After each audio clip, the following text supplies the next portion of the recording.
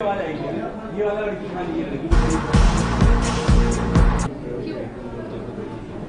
का पंचनामा में आप सभी का स्वागत है। मैं हूं वरुण दुबे और आज मेरे साथ है नीरज बाजपेयी। नीरज, बहुत बहुत स्वागत है आपका इस शो में। Thank you.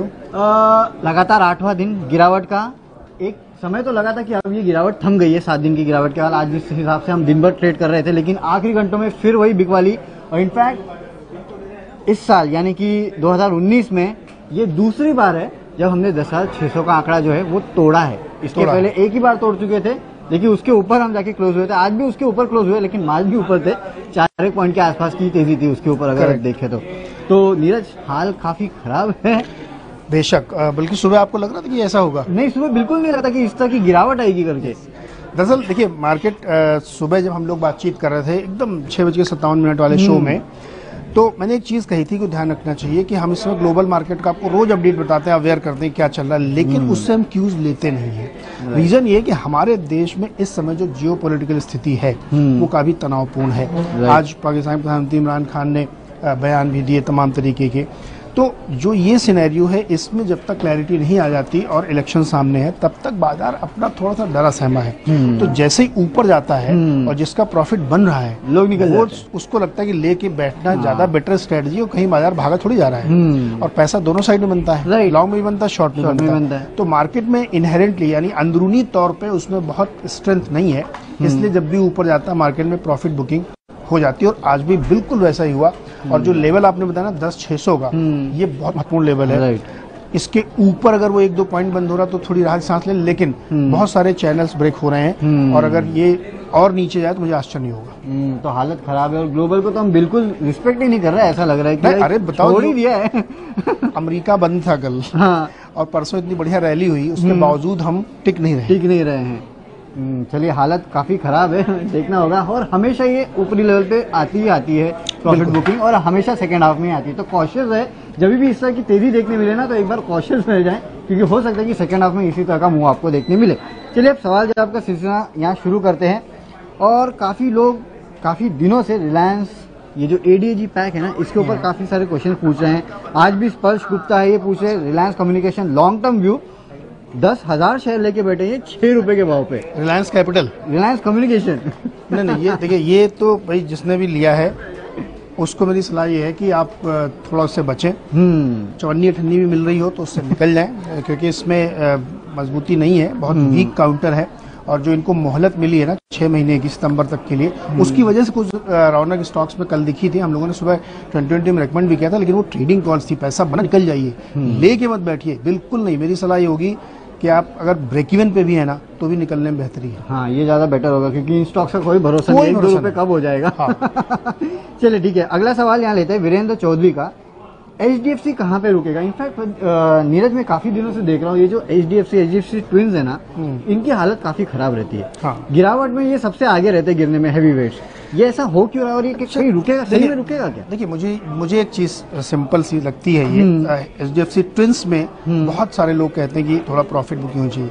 अब अगर आपकी स्थिति खराब है बहुत सारे लोगों की और पैसे नहीं है, तो आप वहीं बेचोगे ना जहाँ आपका प्रॉफिट है। हाँ, ये बात तो सही इसलिए नहीं कि खराब है, उनके फंडामेंटल खराब है या वो स्टॉक्स में कोई गड़बड़ ना, जहां मेरा प्रॉफिट बन रहा है मैं उससे निकलूंगा। जो ऑलरेडी 50% का मुझे नुकसान दे चुका, उसको बेच के क्या होगा? राइट। इसलिए बहुत सारे अच्छे स्टॉक्स आपको दिखेंगे गिरते हुए, क्योंकि वही पैसा बन रहा है थोड़ा, तो लोगों को लगता है कहीं ये भी न गिर जाए, इसलिए लोग पैसे लेके निकल रहे हैं। राइट। लेकिन फिर ऐसे फंडामेंटली अच्छे स्टॉक्स जो है वो अगर ज्यादा गिर जाए, तो इस लिहाज से खरीदारी का भी सही समय होता है। बिल्कुल आंख बंद करके लेना चाहिए। देखिए, इस समय बाजार में कोई आपसे नहीं कहे खरीदो, लेकिन मैं कह रहा हूँ कि अगर आप पोर्टफोलियो बिल्डिंग में है, आप लंबे समय के लिए खरीदारी कर रहे हैं, 2-4 महीने का व्यू आपका नहीं है, तो आपको ऐसे बढ़िया स्टॉक्स गिरावट में इकट्ठे करने चाहिए। ट्रेडिंग पर्सपेक्टिव से नहीं, पोजिशनल पर्सपेक्टिव से नहीं, लॉन्ग टर्म पर्सपेक्टिव से। लॉन्ग टर्म की मेरी परिभाषा कम से कम 3 से 5 साल की होती है, क्योंकि ये मौका जब होता है जब बिना किसी बात के स्टॉक गिरता है ना, तब खरीदना चाहिए। ओके, चलिए अब अगला सवाल लेते हैं। मोहित पाठक पूछ रहे हैं अशोक लेलैंड पर व्यू। अच्छा नीरज, इसमें एक इंटरेस्टिंग चीज है। कल मैं CLSA की रिपोर्ट देख रहा था, 65 रुपए के प्राइस टारगेट। आज मॉर्गन स्टैनली बोलता है 170 रुपए के प्राइस टारगेट। अब दोनों के बीच में 100 रुपए का डिफरेंस है, किसकी मानी जाए? दिल की, अपने दिल की सुनिए। और इसको थोड़ा सा, बिल्कुल आपने बहुत अच्छा सवाल उठाया कि दर्शकों मन में कंफ्यूजन हो जाता है कि एक 65 और 170 अब किसकी सुनी जाए।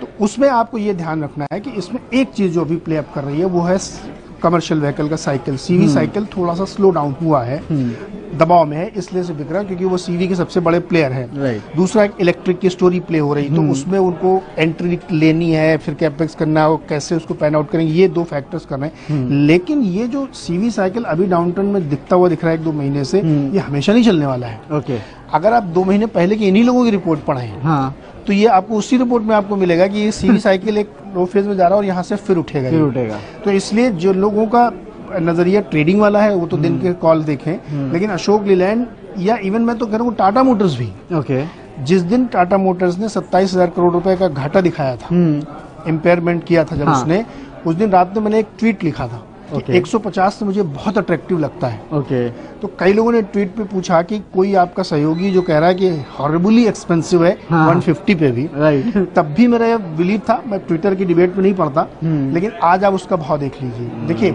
एक बार वो पूरी गंदगी उसने निकाल दी है, राइट, अब उस स्टॉक में ऐसी कोई खराब चीज नहीं आने वाली है। तो इसलिए ये सब स्टॉक्स ऐसे हैं जो आपको धीरे धीरे बहुत स्लोली एक्यूमुलेट करने चाहिए, अशोक लीलैंड भी, टाटा मोटर्स भी, क्योंकि लॉन्ग टर्म स्टोरी यही। अगर आपसे मैं कहूँ कि एक नई ग्रीन फील्ड फैक्ट्री लगाइए ट्रक बनाने की, तो आपकी हिम्मत है, आपको जमीन नहीं मिलेगी, क्लियरेंसेस नहीं मिलेंगे, तो रिप्लेसमेंट कॉस्ट सोचिए आप। ओके, इसलिए एग्जिस्टिंग प्लेयर को इसका फायदा मिलेगा। एक बैड फेज है जो खत्म होगा धीरे धीरे। चलिए ठीक है, एक्यूमुलेट करने का सही समय है। अच्छा, अगला एक रियल एस्टेट काउंटर है, डीएलएफ पे व्यू पूछ रहे हैं विपुल गोयल। अब तो ग्रुप ऑफ मिनिस्टर्स ने अपनी मंजूरी दे दी है। हाँ, मंजूरी दे दी है। कल जीएसटी काउंसिल ऐलान भी हो जाएगा, कल ऐलान भी हो जाएगा। कितना फायदा होगा इनके लिए फिर? देखिए, ऐलान हो जाएगा, बेशक इसमें बहुत बड़ा फायदा होगा, लेकिन मकान सस्ते भी होंगे थोड़े, क्योंकि वो अंडर कंस्ट्रक्शन में जाएंगे तो। लेकिन सब एक मूल सवाल इसमें ये उठता है कि ट्रेडिंग के लिए हमने सुबह भी कहा था डीएलएफ तो 4-5% आज उसमें कमाई लोगों ने कर ली, और बहुत छोटे छोटे रियल एस्टेट में अच्छी तेजी बनी ट्रेडिंग के लिहाज से। इसमें आपको ये ध्यान रखना है कि ये कैसे लोगों तक पहुंचता है, ट्रांसमिट होता है, क्योंकि इसमें बैंकों का भी रोल है कि थोड़ा होम लोन सस्ते करें। 21 तारीख को बैठक है आरबीआई के साथ, तो आरबीआई थोड़ा दबाव बनाएगा कि आप ट्रांसमिट करिए। तो ये सारी चीजें मिल के इसको पुश करेंगी। एकदम से कूद के कोई इन्वेस्टमेंट कॉल रियल एस्टेट में भी नहीं मेरी तरफ से, जबकि मैं मान रहा हूँ कि year sector of the year होगा ये। लेकिन आपको थोड़ा ध्यान रखना है, ब्रांडेड स्टॉक्स जो बड़े वाले हैं उसमें फोकस करना है। ट्रेडिंग के लिहाज से आप कुछ भी ले सकते हैं, लेकिन अभी उसको थोड़ा सा वक्त दीजिए, स्टोरी और इंटैक्ट होने दीजिए। जब बेस इंटैक्ट हो जाएगा तब आप इसमें खरीदिएगा। और डीएलएफ थोड़ा सा अवॉइड करिएगा क्योंकि थोड़ा पॉलिटिकली कनेक्टेड है, तो इसलिए उसमें थोड़ी सी दिक्कत तो रहेगी। लेकिन बाकी काफी अच्छे और स्टॉक्स है, ब्रिगेड है, लीजिए आप, शोभा लीजिए आप, प्रेस्टीज है, साउथ के तो वैसे ही बहुत अच्छे स्टॉक्स, तो आप इनमें देख सकते हैं। ओके, तो लेकिन अगर रियल एस्टेट आप कह रहे हैं कि सेक्टर ऑफ द ईयर होगा, तो क्या हाउसिंग फाइनेंस कंपनी भी ऐसे होगी? क्योंकि भार्गव मदानी आरएक्स इंडियाबुल्स हाउसिंग पे पूछे कि 668, क्योंकि चलते तो ये साथ साथ ही है। हाँ, साथ साथ चलते हैं, लेकिन हाउसिंग फाइनेंस में आपको थोड़ा ये ध्यान रखना पड़ेगा, जो अभी वो लिक्विडिटी क्राइसिस से जूझ रहे हैं ना, उसमें कौन ऐसा है जो उस चीज से परे है, जिसकी बहुत बड़ी दिक्कत नहीं है, जिसके पीछे कोई बड़ा प्रमोटर या बैकिंग खड़ी है। ओके, उसके साथ आपको जाने में ज्यादा फायदा है। हाँ, मतलब ग्रुप फाइनेंस अब आरबीएल के साथ हो गया है, या एलआईसी हाउसिंग के पीछे एक बड़ा बैकअप खड़ा हुआ है, तो इसमें आपको थोड़ा सा अलर्ट होना है। चलेंगे साथ साथ, लेकिन ये ध्यान रखना पड़ेगा कि वो बहुत ज्यादा पिट न जाए। लेकिन मुझे हाउसिंग फाइनेंस में एक समस्या ये लगती है कि इस देश में कम से कम 150-200 कंपनियां जो होम फाइनेंस करती हैं। हाँ, बैंक भी करते हैं, हाउसिंग फाइनेंस कंपनियां भी करती हैं, और एनबीएफसी करती है, नाम भी नहीं पता होगा, 50 तो ऐसी करती हैं। तो इतना बड़ा पाई हो चुका है उसमें कि एक स्टॉक ढूंढना बड़ा मुश्किल है। और अगर आपको हाउसिंग फाइनेंस लेना तो एचडीएफसी क्या बुरा है, ये भी बात बरोबर है। सबसे अच्छा जाइए ना आप, राइट। और ऐसी घड़ी में तो इनके साथ रहे तो इनके साथ रहने फायदा है, सेफ तो रहोगे कम से कम। बिल्कुल। चलिए ठीक है। अच्छा नीरज जी, चिकन खाते हो आप? ना, मैं शुद्ध शाकाहारी हूँ। अरे, मैंने सोचा था वेंकीज पे व्यू ले लो आप। हाँ, व्यू तो ले लोगे। राज गुप्ता जी पूछे, खाऊं तो व्यू तो दे दूंगा। राज गुप्ता जी पूछे कि वेंकीज पे क्या व्यू? नहीं, क्योंकि मैंने आशीष को यही पूछा था। तो वेंकीज इसके लिए पता है आपको, क्योंकि आप चिकन खाते हो, इसलिए आपको पूछ रहा हूँ। वेंकीज देखिए बड़ा बढ़िया स्टॉक है, इसमें कोई दिक्कत नहीं है, लेकिन इसमें भी जो क्या होता है, सिक्लिकल थोड़ा सा इम्पैक्ट आता है, सीजनल। जैसे सर्दी का मौसम आया तो डिमांड बढ़ जाती है, तो उसकी वजह से होता है, या इस बिजनेस में थोड़ा रिस्क भी होता है, तो उस हिसाब से है। लेकिन अगर स्टॉक आपको अच्छे करेक्शन मिले तो वेंकीज में कोई बुराई नहीं, क्योंकि ये सिर्फ चिकन में नहीं है, ये फीड स्टॉक्स में भी है और भी दूसरे फूड प्रोडक्ट से बनाते हैं, तो इसका मार्केट ग्रो करेगा। लेकिन एंट्री पॉइंट आपको बहुत ध्यान से देना है, किसी करेक्शन पे लेना चाहिए। ओके, चलिए करेक्शन पे ले, ज्यादा बेटर होगा। अब अगला सवाल लेते हैं प्रमोद वैरागी का। एक्सिस बैंक पे ये पूछ रहे हैं कि क्या करना चाहिए। एक्सिस बैंक इस बार तो नतीजे भी अच्छे थे, मैनेजमेंट चेंज होने के बाद काफी कुछ हो रहा है। ट्रेडिंग के लिए इन्वेस्टिंग है, इन्होंने तो सिर्फ एक्सिस बैंक पूछा है। क्या करें? देखिए ट्रेडिंग करना है तो जिस दिन गिरे उस दिन आप पोजीशन बना सकते हैं। इसमें ट्रेडिंग में आपको लॉन्ग साइड में फायदा होगा, मार्केट अच्छा रहेगा तो, क्योंकि इसमें भी तेजी है। ओके। अगर स्टॉक करेक्शन में आए, देखिए अभी जो हो, तो उसमें फिर आपको ये ध्यान देना चाहिए कि आपको लॉन्ग पोजीशन लंबे समय के लिए भी ले सकते हैं, क्योंकि ये बैंक अब काफ़ी मुश्किलों से बाहर निकल के आ चुका है। मैं कंपेयर कर दूं, मुझे आईसीआईसीआई के सामने ये ज़्यादा बेटर लगता है। ओके। ज़्यादा स्ट्रॉन्ग आईसीआईसीआई से बेटर लगता है जी, बिल्कुल। मैनेजमेंट की वजह से कि कोई और नहीं, मैनेजमेंट की वजह से नहीं। देखिए आईसीआईसीआई बैंक बहुत बड़ा बैंक है, too Okay. Big to fail वाली स्थिति है उसकी। अच्छा। लेकिन उसके साथ बहुत सारी लेगेसीज अभी भी हैं, और एक्सिस बैंक उन सब चीज़ों से अभी थोड़ा सा बाहर है। ओके, चलिए अगला सवाल लेते हैं। गौरव अरोरा एमएनएम पे व्यू पूछते हैं कि बताइए सर, 850 में लिए हैं इन्होंने 500 शेयर। ये 2-3 सेक्टर है जिसपे काफी क्वेश्चन आते हैं। कौन एक तो कौन बैंक, बैंक में? हाँ, हाँ, और एक ये ऑटो पे। गौरव अरोरा पूछे, मेरे ख्याल से काफी लोग इनमें ही फंसे हुए हैं इसके लिए। क्योंकि यही चले थे ना, हाँ। प्राइवेट बैंक यही चले गिरे बाद थे, में। और ऑटो की बहुत ही शानदार एक ड्रीम रैली चली थी, और मारुति तो 9800 तक गया, फिर उसके बाद से करेक्शन हुआ। Right. देखिए इसमें साफ रहा है, सरकारी बैंकों से थोड़ा सा भी आप बचें, वहाँ पे सिर्फ ट्रेडिंग की जा सकती है, इन्वेस्टमेंट कॉल मुश्किल है। Mahindra and Mahindra MNM. MNM में मेरे हिसाब से आप अगर ट्रेडिंग के लिए भी ले रहे हैं तो थोड़ा सा आपको डे बाय डे कॉल लेनी पड़ेगी, लेकिन अगर आप इन्वेस्टमेंट कॉल है तो बिल्कुल लेना चाहिए। इलेक्ट्रिक व्हीकल में इनका मेजर पुश है, और इनकी गाड़ियां चलती हैं, मतलब ऑलरेडी है, हाँ। तो इनके लिए रास्ता ज्यादा आसान है। गिरा क्यों स्टॉक अभी? जब उन्होंने अपनी कमेंट्री में कहा कि ट्रैक्टर की सेल्स थोड़ा सा गिर रही कमजोर है, है, right. और सीवी सेल्स भी जो है वो थोड़ा सा 10 के नीचे आ सकती है, तो ईमानदारी से उन्होंने बता दिया। लेकिन ये बहुत समय तक स्थिति नहीं रहेगी। बहुत सारे रूरल पुश दिए गए हैं, चूंकि इलेक्शन है और बहुत जियोपॉलिटिकल टेंशन है, इसलिए आपका मार्केट उसको डाइजेस्ट करने के मूड में नहीं है। ओके। चुनाव के बाद आप देखिएगा अच्छी रैली इन्हीं स्टॉक्स में बनेगी। ओके, चलिए अब आते हैं आपके एक फेवरेट स्टॉक पे, मेरा फेवरेट आईओसी 400 पे। यह निम्बाराम जाट गोधरा 400 शेयर लेके बैठे 129 के प्राइस पे। मेरे हिसाब से लेना चाहिए। देखिए आईओसी और ये ऑयल मार्केटिंग कंपनीज जो है, ये कंपनी का जो कैश मैनेजमेंट है ना, वो बहुत ही शानदार होता है। ओके। इनके पास कैश फ्लो बहुत बढ़िया होता है, क्योंकि धंधा वैसा है। ओके। दूसरा, इनकी अगर आप बुक देखो तो लोन देख के आप डर जाओगे, अरे बहुत लोन है, लेकिन उस लोन के सामने इनकी अर्निंग बहुत शानदार होती है। स्टॉक में प्रॉब्लम क्यों हुई? अभी जब बीच में इलेक्शन थे, चुनाव थे, तो 1 रुपए कट। एक्चुअली मैंने बहुत बार अपने चैनल में बताया कि आपको अनाउंस नहीं किया गया, लेकिन वो 1 रुपए पहले एडजस्ट कर चुके हैं। ओके, मुझे तो 1 रुपए कट का ऐलान हो। ये बात जब मैंने अपने चैनल पे बताई थी आवाज पे, उसके करीब 3 महीने बाद ऑफिशियली ये बात बताई गई कि वो तो एडजस्ट हो गया, उसकी कोई दिक्कत नहीं है। तो इनके ऊपर फर्क नहीं। एक और बेसिक चीज वरुण आपको मैं बताऊं, दर्शकों को भी समझा दूं। देखिए जो प्राइसिंग होती है ना, वो इंटरनेशनल पैरिटी पे होती है। इसका मतलब ये होता है कि 1 लीटर पेट्रोल जो भारत में बिक रहा है, अगर उसको इंपोर्ट किया जाए विदेश से, तो सेम प्राइस होना चाहिए। ओके। इसलिए सच्चाई है, बड़ी पैराडॉक्स बात बता रहा हूँ हाँ। आपको, डॉलर के गिरने चढ़ने, क्रूड के गिरने चढ़ने का एक्चुअली इनके ऊपर कोई असर नहीं होता। हाँ। जब आप प्राइसिंग इंटरनेशनल मार्केट में कर रहे हो, ओके। तो क्रूड किधर भी जाए, अच्छा। करेंसी किधर भी जाए, आप सब उसमें ऐड करके प्राइस करते हो। ओके। लेकिन फर्क ये पड़ता है कि जो ये 10-15 दिन की हेजिंग करते हैं, अच्छा। उसका थोड़ा बहुत इम्पैक्ट पड़ता है डॉलर का, क्रूड का ओके। इम्पैक्ट नहीं होता है। अच्छा। लेकिन ये मार्केट सेंटिमेंट पे चलता है। हम भी सुबह खड़े होकर बताते हैं कि देखिए क्रूड बहुत चढ़ गया, तो आज ऑयल, और एक्चुअली होता वैसा हाँ, है, होता वैसा ही है। लेकिन सच ये है कि ऐसा नहीं होना चाहिए, क्योंकि जब तक आप इंटरनेशनल प्राइसिंग करेंगे कोई फर्क नहीं पड़ने वाला। ओके, तो इसलिए आईओसी में आप ले सकते हैं, कोई दिक्कत नहीं। हाँ। बहुत ही स्ट्रॉन्ग। ये बड़ी अच्छी स्टोरी बताई आपने, अभी तक पता नहीं थी। चलिए अब अगला सवाल लेते हैं। शिवांकर सील प्राज इंडस्ट्रीज पे 140 पे लेके बैठे, तो व्यू पूछे। मेरे ख्याल से ये इसके तो नीचे ही होगा अभी, शायद 150 के आसपास कैसे पीक बनाया था, हाँ, right? अभी बनाया था, लेकिन अभी इसमें 137-38 के आसपास ये होना चाहिए। प्राज की स्टोरी देखिए बहुत अच्छी है, हम लोगों ने बहुत बार रिकमेंड किया है। एथनॉल की पूरी स्टोरी इसमें प्ले हो रही है, क्योंकि उसके लिए मशीनरी बनाते हैं, क्यों सप्लाई करते हैं, और सरकार जिस तरह से फोकस कर रही है अपनी तेल की डिपेंडेंसी कम करने के लिए, एथनॉल ब्लेंडिंग करेंगे वो, तो उसके लिए आपको जो टेक्नोलॉजी चाहिए वो प्राज से मिलती है। कई कंपनियों ने इनके साथ टाई अप कर रखा है, बीपीसीएल ने इनके साथ टाई अप कर रखा है कि वो टेक्नोलॉजी प्रोवाइड करेंगे। इसके अलावा ये वाटर ट्रीटमेंट में भी है, ओके। उसका भी इनको फायदा मिलता है। और ये बायोफ्यूल को बनाने की तैयारी कर रहे हैं। बायोफ्यूल में ये तरह तरह के बायोफ्यूल बनाने की कोशिश कर रहे हैं, और इन्होंने एक अलास्का की कंपनी के साथ टाई अप करके एक बार हवाई जहाज उड़ाया है बायोफ्यूल से। हाँ, रिमेंबर वो स्टोरी?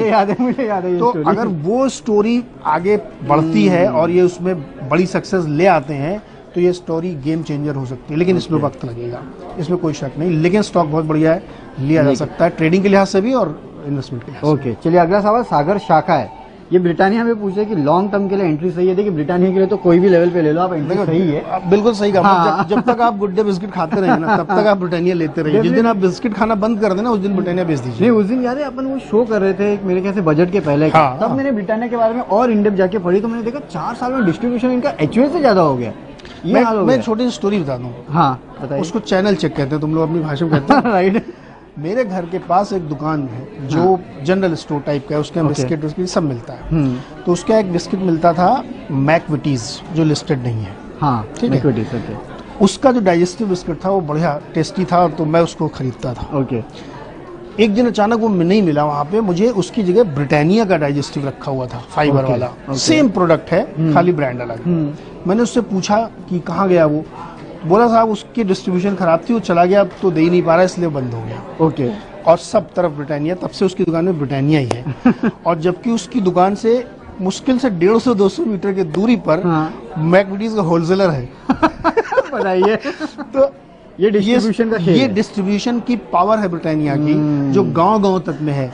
तो ब्रिटानिया, तो मैं बता दें, जब तक बिस्किट खाते रहिए, लेते रहिए। डेफिनेटली ब्रिटानिया लॉन्ग टर्म में अगर आप लेके रख रहे हैं तो यहाँ से दुगना तिगना तो होना ही है स्टॉक, इतना तो पक्का है। अगर इसका आप Correct. पास हिस्ट्री भी देखेंगे तो हर मेरे ख्याल से 2-3 साल में ये होता रहा है दुगना। अच्छा, ऐसे स्टॉक और खरीदने की वरुण एक ट्रिक होती है। हाँ जिस दिन बहुत खराब रिजल्ट आया इनका, हाँ उस दिन खरीद लो। कोई बड़ी बुरी खबर आई, स्टॉक गिरेगा थोड़ा सा, हाँ ले लो। राइट। और इस बार के रिजल्ट शायद थोड़े वीक थे भी, हाँ। तो आपको ले लेना चाहिए, इसमें कोई प्रॉब्लम नहीं है, अच्छा है। लेकिन अगर ब्रिटानिया ले तो क्या डिमांड भी ले ले, क्योंकि नितिन अरोरा यही पूछ रहे हैं, 100 शेयर है 1410 के रेट पे। यार देखो, डिमांड में एक अच्छी बात यह है कि स्टॉक बहुत बढ़िया है, बहुत ही जबरदस्त इनका बिजनेस मॉडल है। इनका बिजनेस मॉडल ये है कि आप इनके दुकान में अगर गए तो आपको डिस्काउंट देख के आपकी आंखें खुली रह जाएंगी, इतना डिस्काउंट ये बेच कैसे सकते हैं। Okay. एक्चुअली बहुत सरप्राइजिंग डिस्काउंट है। ओके। स्टॉक आपको थोड़ा महंगा दिखेगा, लॉन्ग टर्म स्टोरी बढ़िया है, ले सकते हैं आप, लेकिन वैल्यूएशन के लिहाज से आपको थोड़ा लॉन्ग वेट करना पड़ सकता है, क्योंकि प्राइस जस्टिफाइड होना चाहिए वैल्यूएशन के लिहाज से। अब इनका बिजनेस मॉडल मैं थोड़ा सा बता दूं क्यों ऐसा है। ये इनके कॉम्पिटिटर ने मुझे बताया अच्छा। कि इतना तगड़ा डिस्काउंट ये कैसे दे देते हैं। ओके। जब भी आप रिटेल के धंधे में जाते हैं तो आप क्रेडिट लेते हैं। सपोज डीमार्ट ने एक्स कंपनी से माल लिया, क्रेडिट में माल आया, माल बेच के पैसा देंगे, तो ये क्रेडिट साइकिल इनकी 7 दिन की है ओके। और कंप्यूटर की 21 दिन की है। ओके। तो 7 और 21 दिन के फर्क की वजह से इनको सामान सस्ता मिलता है, मिल इसलिए जाता ज्यादा है। डिस्काउंट देते हैं। और 7 दिन बाद वो मार्केट से माल हटा देते हैं सेल्फ से, ओके। ओके। अगर नहीं बिक रहा है तो। और दूसरा जो कंपटीटर है वो 21 दिन में देते हैं। तो Right. ऑब्वियस है कि जो आपको discount मैन्युफैक्चरर देंगे। डिस्काउंट देगा तो आप पास ऑन करते हो। ये इसकी पूरी ट्रिक, तो पैसे की रोलिंग बहुत अच्छी हो रही है इसके लिए। जबरदस्त जबरदस्त। चलिए अब एक आखिरी सवाल मैं ले लेता हूँ, है ना। यहाँ पे सेल पे पूछ रहे हैं राजेश सोनी जी, 80 पे लिए हैं, 1000 शेयर है, क्या करे। अब इनके 3 लॉस मेकिंग यूनिट बिक तो रहे हैं लेकिन वो लॉस मेकिंग है वैसे भी। लॉस मेकिंग है, अच्छी बात है। जो धंधा काम नहीं कर रहा है उसको बेच उसको देना बेच दो, चाहिए। ठीक है। एक इसमें भी एक छोटी सी बात समझ लिया आप, स्टील के संदर्भ में खास तौर पे। अगर आज मैं आपसे पूछूं कि स्टील की कितनी कंपनियों के नाम आपको याद है, बड़ी क्या कोई भी, हाँ। तो आप JSW बताओगे, टाटा स्टील बताएंगे, सेल बताओगे, टाटा स्टील बताओगे, और मैक्सिमम GSP है। JSP, इसके अलावा कोई नाम याद है? कल्याणी स्टील एक छोटा मोटा, वो बहुत छोटा प्लेयर ठीक है। है। SR स्टील लिस्टेड नहीं Listed नहीं है है। और वो बिक भी रहा है। राइट, इसके अलावा आपको पता ही नहीं है। इसलिए नहीं पता क्योंकि जब से ये NPA वाला खेल शुरू हुआ है तो बहुत सारी छोटी छोटी कंपनियां IBC में गई नहीं, वो वैसे ही बिक गई हैं। ओके। और ये कंसोलिडेशन का दौर अभी और चलेगा, और आने वाले वक्त में ये जो 4 कंपनियां मैंने आपको बताई ना, ये रूल करेंगी मार्केट को और जबरदस्त ग्रोथ दिखेगी आपको। तो ये जो आप सेल का नाम ले रहे हैं, इसके सिर्फ एक हैंगओवर है कि सरकार पे इसकी बहुत ज्यादा डिपेंडेंसी, लेकिन JSW, सेल, टाटा स्टील, ये सब रोबस्ट बिजनेस मॉडल है और इन्होंने सब माल इकट्ठा कर लिया खरीद खरीद के। ओके। अब ये अब तुम्हारे लिए एक स्टोरी है, इस सेक्टर को आप ट्रैक करते हैं। राइट। इस सेक्टर में देखिएगा कि हाँ। अब यही 4 बड़े लोग बचे हैं जिनके पास मैक्सिमम कैपेसिटी है। कैपेसिटी इनके पास तो ही है। आप आज से 5 साल के फ्यूचर को अगर आप फोरसी कर सकते हैं, और स्टील की कंजम्पशन आप वर्ल्ड की तुलना में देखें तो 1/10 है। ओलिगोपोली मार्केट हो जाएगा ये। एग्जैक्टली। तो 2-4 इसमें से लेवल जो भी आपको पसंद हो आप स्टील लेके रखिए, बहुत बढ़िया स्टॉक। ये इंटरेस्टिंग एंगल है जो नीरज जी ने स्टील के बारे में दिया, शायद अभी तक किसी मैंने भी नहीं सोचा था इतना खतरनाक एंगल तो, लेकिन चलिए अच्छा एंगल है। चलिए अब नीरज जी अब यहाँ विदा लेते हैं।